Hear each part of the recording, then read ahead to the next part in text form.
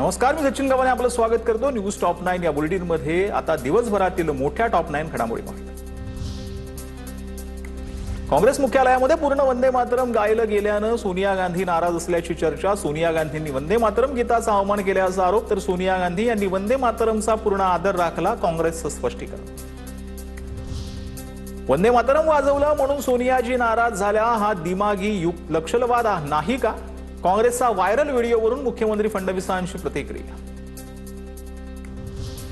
मुख्यमंत्र्यांनी वंदे मातरमवर शहाणपणा शिकवण्याची आवश्यकता नाही, सकपाळांची टीका। वंदे मातरम ज्या वेळेस लोक म्हणत होते तेव्हा हेच लोक इंग्रजांचे हस्तक होते।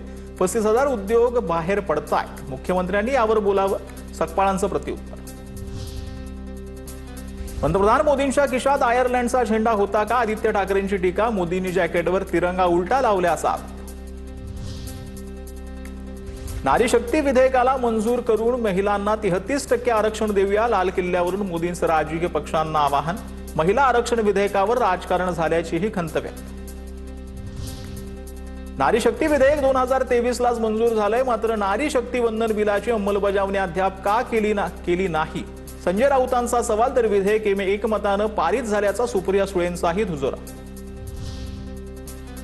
जनगणनेशिवाय महिला विधेयक अशक्य, विरोधकांनी सहकार्य केल्यास 2029 मध्ये नारी शक्ती विधेयक पास होईल। गेल्या अधिवेशनामध्ये सरकारनं नवं बिल आणलं होतं। महिला आरक्षण विधेयकावरून मुख्यमंत्री फडणवीसांची प्रतिक्रिया।